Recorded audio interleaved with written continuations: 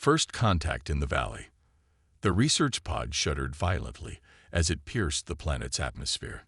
Dr. Sarah Chin gripped her harness, watching red warning lights flood the cabin. The small vessel had never been designed for planetary entry. It was a short-range research craft meant for orbital studies. But after the anomaly that disabled her main ship, she'd had no choice. Structural integrity at 40%. The computer announced with maddening calm. Recommend immediate course correction. Sarah's fingers flew across the controls, but the pod remained locked in its desperate dive. Through the view screen, she caught glimpses of a world shrouded in swirling violet clouds. The sensors were going crazy, detecting atmospheric compositions unlike anything in her database. The ground rushed up to meet her. Sarah caught fleeting images, towering crystal formations, dense forests with luminescent canopies, and vast structures that looked almost like temples. Then everything went black. She awoke to the taste of copper in her mouth and the sharp scent of ozone. The pod's emergency lighting cast everything in a dim red glow. Most systems were dead, but the atmospheric analyzer was still functioning. Breathable air, though with high concentrations of noble gases she never seen in such quantities naturally. Sarah performed a quick self-assessment. Bruised ribs, possible concussion, but nothing broken. Her research kit was still intact. Small mercies. She pulled on her exosuit, more for its environmental sensors than protection, and popped the emergency hatch. The alien world hit her senses like a physical force. The air was thick and sweet, carrying scents of unknown flowers. Massive trees towered overhead, their leaves shifting with an inner bioluminescence that painted everything in soft, otherworldly colors. The crystal formations she glimpsed during her descent rose like frozen waterfalls, refracting the light of this system's young sun. But it was the structures that drew her attention. Rising seamlessly from the landscape were buildings that seemed to grow from the very rock itself. They combined organic curves with precise geometric patterns in a way that spoke of advanced architectural knowledge. Yet they were clearly ancient, their surfaces worn by centuries of exposure. Sarah activated her suit's recording systems and began documenting everything. When she made it back to Earth, this would be the discovery of a lifetime, an independently evolved civilization, possibly extinct, but with technology far beyond. A sound stopped her cold. Something large was moving through the forest behind her. Sarah turned slowly, her heart pounding. Through the luminescent undergrowth emerged a figure that her mind initially refused to process. She, was humanoid, but stood nearly 3 meters tall. Her skin had a faint silvery sheen, and intricate patterns traced their way across her exposed arms and face. She wore armor that seemed to be made of the same crystalline material as the surrounding formations. The giant woman wasn't alone. More figures emerged from the forest, each as tall and imposing as the first. They moved with fluid grace despite their size, and Sarah noticed their muscles were dense and compact rather than bulky. This was the result of evolution in a high-gravity environment. They were perfectly adapted to their world. "I am Dr. Sarah Chen of Earth," she said clearly, raising her empty hands. Her translator implant was working overtime, analyzing their subtle movements and the low-frequency sounds they were producing. "I come in peace." The leader, Sarah assumed she was the leader from her more elaborate armor, stepped forward and spoke. The sounds were like music, rising and falling in complex patterns. The translator struggled for several seconds before finding enough linguistic hooks to begin processing. "You are far from your world, sky-fallen one," the leader said, her voice resonating at frequencies that made Sarah's bones vibrate. "I am Kira, chief engineer of the Vashani. You have arrived at a crucial moment." Sarah's scientific mind was racing. Their language had elements suggesting a common origin with Indo-European roots, but that was impossible unless. Crucial moment. Kira's expression grew solemn. "Our world is dying. Dr. Sarah Chen of Earth. Our ancestors built great machines to maintain the balance of our atmosphere, but they are failing. We maintain what we can, but much of their knowledge has been lost. When we saw your vessel enter our atmosphere, we hoped. You hoped I might help, Sarah finished. The implications were staggering. An advanced civilization that had lost critical technological knowledge, now facing an environmental crisis. And she, a xenoanthropologist with engineering cross-training, had literally fallen into their midst. We have much knowledge of biology, materials, architecture, Kira said, gesturing to the crystal structures. But the ancient atmospheric processors are beyond our current understanding. They require knowledge of particle physics that was lost during the Great Sleep. Sarah thought of her research kit, with its quantum scanner and atmospheric analysis tools, equipment that was basic by Earth standards, but might be exactly what these people needed. I can't make any promises, she said carefully, but I'd like to try to help. Kira's expression softened, and she placed her hand on her chest in what Sarah's translator tagged as a gesture of gratitude. Then come with us, Skyfallen One. There is much to show you. As Sarah followed the Vashani through their luminescent forest, she couldn't help but smile. She'd come looking for signs of alien civilization, and instead found not just life, but an opportunity to make a real difference. Her crash landing might have been the luckiest accident in human history. The path led them toward one of the crystal and stone structures she'd seen earlier. Up close, she could see that what she'd taken for simple decoration was actually a complex system of glyphs and mathematical formulae. This wasn't just architecture. It was a library written in the universal language of mathematics and physics. Sarah's hands itched to start scanning and analyzing, but she forced herself to be patient. She had a feeling this was just the beginning of a much larger story. The ancient archives. The crystalline archive chamber took Sarah's breath away. Towering columns of translucent material rose into darkness, each one containing what appeared to be holographic data storage at the molecular level. Kira led her through the forest of knowledge, their footsteps echoing in the vast space. Our ancestors built this place during the height of illumination, Kira explained, her voice carrying a mix of pride and sadness. Each crystal contains thousands of years of scientific knowledge. But accessing it, she placed her hand on a nearby column, and it flickered weakly with internal light. Sarah pulled out her quantum scanner, adjusting its settings. The storage medium is remarkable. These crystals aren't just containers. They're processing units. Each one is like a living computer. She watched as complex patterns danced across her scanner's display. The data structure is unlike anything I've seen, but the underlying principles are similar to quantum computing. Kira's expression brightened. You can read them. Not directly, but I can start building a translation matrix. My scanner can decode the quantum states, and with your help understanding the symbolic language. Sarah was already lost in the possibilities. This was why she'd become a xenoanthropologist, to bridge gaps between civilizations, to learn and share knowledge.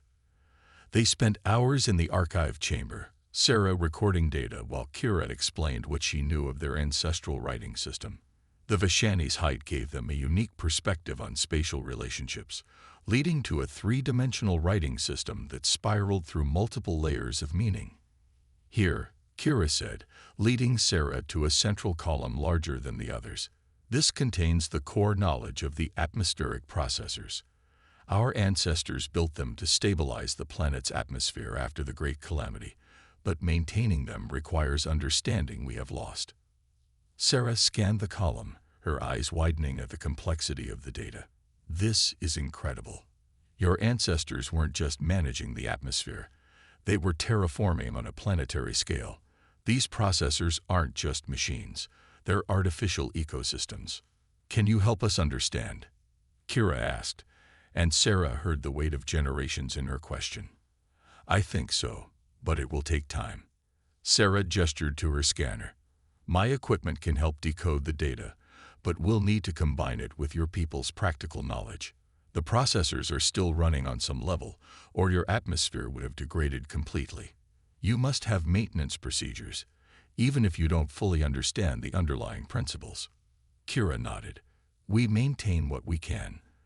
The crystal mothers pass down the rituals of maintenance, but many think them merely tradition now. Few remember they are actually technical procedures. As if summoned by Kira's words, another Vashani entered the chamber. She was older than Kira, her silver skin traced with deeper patterns that seemed to pulse with their own light. She moved with deliberate grace, her presence commanding immediate respect. "I am Elder Naira," she announced, her voice carrying harmonics that made the crystals resonate softly. "Chief of the Crystal Mothers, we have watched you, Sarah Chen of Earth, since you began working with our archives." Sarah bowed slightly, following Kira's lead. "Elder Naira, your archives are remarkable. The knowledge preserved here could help save your world." "Perhaps," Naira said, studying Sarah with ancient eyes. "But knowledge without wisdom can be dangerous. Our ancestors learned this at great cost. The great calamity came not from lack of knowledge, but from its misuse." "What happened?" Sarah asked, sensing she was being tested. "We reached too far, too fast," Naira explained. "We harnessed powers we thought we could control, splitting the very fabric of space to power our civilization. The resulting cascade nearly destroyed our world. The processors were built not just to heal the atmosphere, but to prevent such power from ever being unleashed again." Sarah felt a chill. The implications were staggering. "You're saying the processors are also containment systems?" "Yes. They maintain a delicate balance, keeping our world stable while preventing certain physical laws from being fully expressed. But that balance is failing." Naira touched one of the crystal columns, and Sarah's scanner detected a surge of quantum activity. "We need your help, Sarah Chen, but we must proceed with care. Will you work with us, understanding that some knowledge must be handled with wisdom?" Sarah thought carefully before responding. This wasn't just about fixing machines or decoding data. It was about finding a way forward that respected both progress and preservation. "I will," she said finally. "On Earth, we have a principle called the precautionary principle, the idea that when dealing with complex systems, we must move carefully to avoid unintended consequences. I propose we work together, combining your generational wisdom with my technical knowledge." Naira smiled, and the patterns on her skin brightened. "Well answered. Come, there is something else you must see. The archives hold more than just technical data. They tell the story of our people, and perhaps a glimpse of our shared future." As they moved deeper into the archive chamber, Sarah realized she was about to learn much more than she'd bargained for.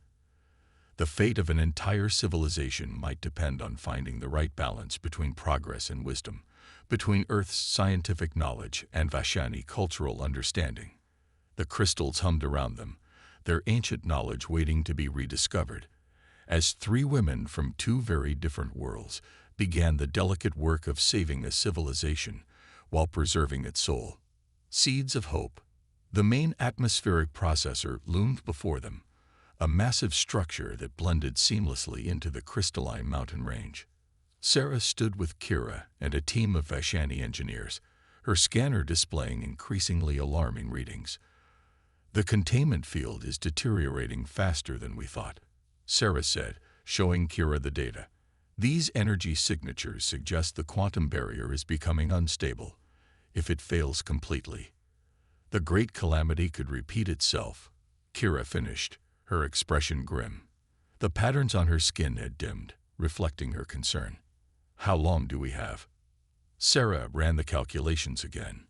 "Months, maybe less. But I think I've found something in the archives that could help. The processors weren't designed to run indefinitely. They were meant to be part of a larger restoration cycle." Their conversation was interrupted by a low rumble. The ground trembled, and in the distance, one of the crystal formations shattered, sending fragments raining down into the valley. The Vashani team moved with practiced efficiency, deploying force field generators to protect the surrounding area. "The tremors are getting worse," one of the engineers reported. "The planetary stabilization grid is failing sector by sector." Sarah pulled up the archive schematics she decoded. "Look here," she pointed to a complex diagram. "The processors aren't just maintaining the atmosphere.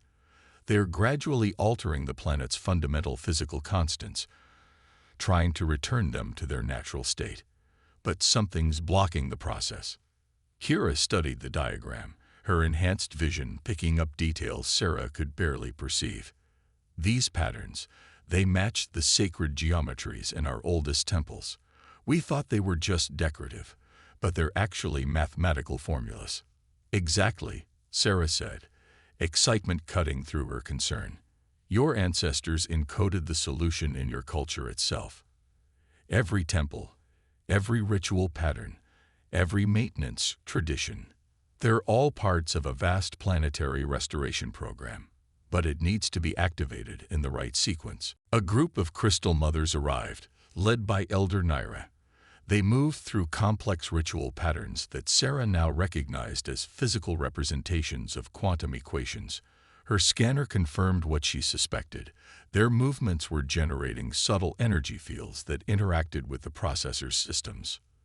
The rituals, Sarah breathed. They're not just symbolic, they're maintenance protocols.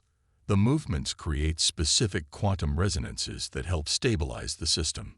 But they're not enough anymore, Naira said, finishing her pattern. The field grows too weak. We need to reach the central node. Sarah looked up at the distant peak where the largest processor complex sat. The archive data mentions the central node. It's where all the processor systems converge, but the records about accessing it are corrupted. Because access was never meant to be recorded, Naira revealed. The knowledge is passed down through direct experience, from one crystal mother to the next. But the path, she hesitated. It requires traversing spaces where the old physical laws still hold sway. Few survive the journey. I'll go, Sarah said immediately. My exosuit can protect me from environmental extremes, and my scanner might help navigate the distorted spaces. Kira stepped forward. You can't go alone. I'll accompany you. My people evolved to withstand some of the altered physics. Together, we might have a chance. Elder Naira studied them both, the patterns on her skin shifting through complex sequences. Finally, she nodded. The archives speak of cooperation between different peoples being the key to true balance. Perhaps this is what they meant. She turned to Sarah. But you must understand the risk. Where you're going, reality itself is unstable. The processors contain pockets of space where the great calamity's effects were never fully suppressed. I understand, Sarah said, though her voice trembled slightly. But we don't have a choice. The containment fields are failing. If we don't reach the central node and complete the restoration cycle, your entire world could be torn apart. The next few hours were a flurry of preparation. The crystal mothers taught Sarah and Kira the vital resonance patterns they would need. Vasheni engineers modified Sarah's exosuit with crystalline technology to help her withstand the journey. Through it all, the ground continued to shake with increasing frequency. As they prepared to depart, Elder Naira pulled Sarah aside. There is something else you should know. The archives speak of a connection between our peoples, lost to time. Perhaps your arrival here was not mere chance. Before Sarah could ask what she meant, another tremor shook the complex, stronger than before. Through the crystalline walls, they could see new cracks appearing in the distant mountains. We need to move, Kira said, checking their equipment one final time. The next resonance window opens in 2 hours. If we miss it. Sarah nodded, pushing her questions aside. There would be time for mysteries later, assuming they survived. Right now, they had a world to save. As they began their ascent toward the central node, Sarah couldn't shake the feeling that she was about to discover much more than just the solution to the Vashani's crisis. Something about this world, these people, felt strangely familiar. The answers were waiting for them at the peak, if they could reach it in time. Crossing boundaries. The ascent to the central node challenged everything Sarah thought she knew about physics. Reality seemed to fold in on itself as they climbed higher, spaces stretching and compressing in impossible ways. Her exosuit's sensors flickered between contradictory readings, struggling to make sense of their environment. The boundary distortions are getting stronger, Kira warned, her tall form seeming to elongate and contract as space warped around them. We're entering a high variance zone. Sarah checked her scanner, its quantum processors straining to compensate. These readings, it's like we're passing through layers of different physical constants. The Great Calamity didn't just damage your atmosphere, it created pockets where fundamental forces operate differently. They paused on a crystalline ledge, watching streams of energy ripple through the air like aurora. Below them, the Vashani city seemed to pulse with an inner light, its ancient structures resonating with the planetary energies.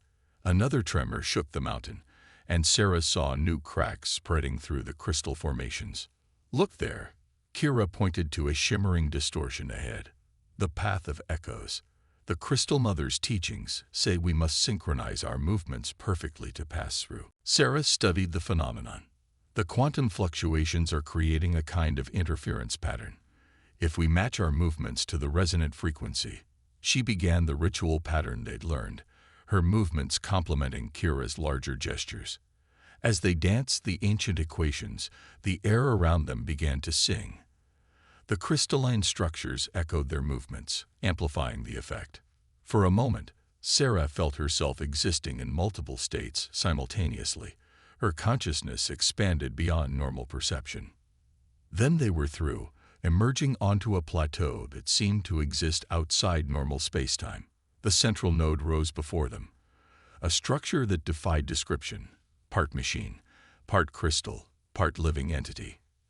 By the First Mothers, Kira breathed. The legends didn't do it justice.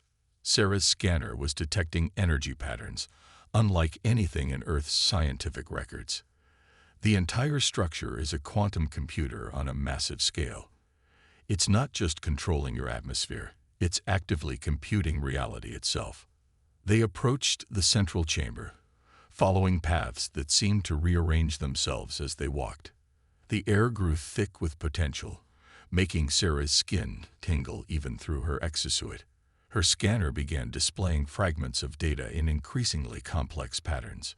"Sarah," Kira said suddenly, her voice tight with surprise. "Look at these glyphs." The wall before them was covered in ancient writings, but what caught Sarah's attention were the images, diagrams showing figures that looked unmistakably human working alongside the Vashani. "This can't be," Sarah whispered, but her scanner was confirming what her eyes were seeing. "These markings are thousands of years old. How could they show humans?" "Because they've been waiting for you," a new voice said. From the shadows emerged a figure unlike any Vashani they'd seen. Her skin patterns were so complex, they seemed to form moving images, telling stories in light and shadow. "Guardian," Kira said, dropping to one knee. "We didn't know any of you still existed." "I am the last," the Guardian said, her voice carrying harmonics that made Sarah's bones resonate. "I have maintained the central node since the Great Calamity, waiting for the pattern to complete itself." She turned to Sarah. "Your people were here before, in the time of beginnings. They helped us build the processors, knowing that one day they would be needed again." Sarah's mind raced. "That's impossible. Human civilization isn't nearly old enough." "Time is not as linear as you believe," the Guardian said. "The Great Calamity didn't just damage space. It created temporal fractures. Your people came from what you would call your future, helping us contain the damage before it could spread to other worlds, including Earth." Another tremor shook the chamber, stronger than before. Warning symbols flashed across Sarah's scanner. "The containment field is approaching critical failure," she reported. "Whatever we're going to do, we need to do it now." The Guardian nodded. The processors were designed to be activated by the combined resonance of both our peoples. Apart, neither of us could access their full potential. Together, she gestured to two crystalline platforms. "Take your positions. The time has come to complete what was begun so long ago." Sarah and Kira stepped onto the platforms. The crystal beneath their feet began to glow, responding to their presence. The Guardian began a complex series of movements, her patterns creating cascading waves of energy that filled the chamber. "Let the restoration begin," she intoned, her voice taking on layers of harmony that made the very air vibrate. "Remember, the power is not in the technology alone, but in the connection between peoples, between worlds, between times." As Sarah and Kira began their own resonance patterns, the chamber came alive with energy. Through her expanded awareness, Sarah could feel the vast network of processors awakening, their combined power reaching out to heal the fabric of reality itself. But something was wrong. The energies weren't stabilizing. They were building toward a critical point that threatened to tear the entire complex apart. "The pattern is incomplete," the Guardian announced, her form flickering as reality fluctuated around them. "There is one final piece: unity." The central node chamber pulsed with catastrophic energy as Sarah and Kira maintained their positions on the crystalline platforms. Warning signals screamed from Sarah's scanner as reality itself seemed to bend and twist around them. "The resonance patterns aren't holding," Sarah shouted over the rising harmonic crescendo.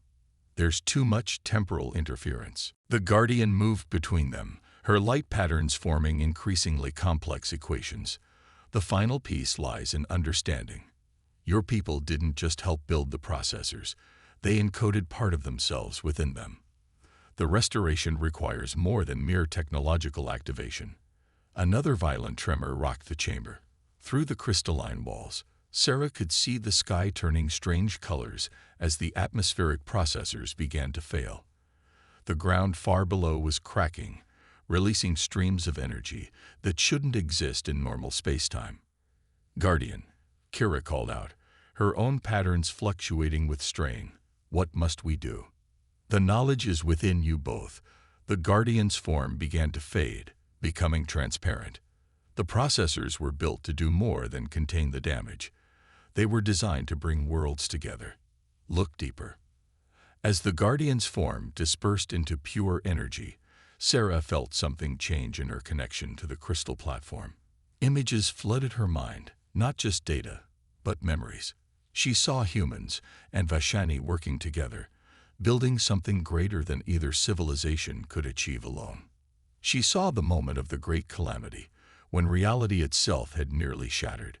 And she saw the solution, encoded not in technology, but in the very thing that had brought her here. "Kira," Sarah called out, understanding flooding through her. "The resonance patterns, they're not just mathematical formulas. They're a bridge between our peoples. The processors don't just need our presence, they need our connection." Kira's eyes met hers across the chamber, and Sarah saw the same realization dawning. Like the Crystal Mothers teaching in the valley below, Crystal Mothers were already gathering, their patterns telling the story of what had happened. Soon, ships would come from Earth, drawn by the signals now emanating from the processor network. There would be challenges ahead, cultural boundaries to navigate, new understandings to forge. But as Sarah walked beside Kira, watching the dual shadows they cast in the light of a transformed world, she knew that the hardest step had already been taken. Two peoples had reached across the divide of space and time, not to conquer or compete, but to learn and grow together. The future they would build would be neither purely human nor purely Vashani, but something new, a bridge between worlds, strong enough to weather any storm, flexible enough to embrace change, and wise enough to remember the lessons that had brought them together.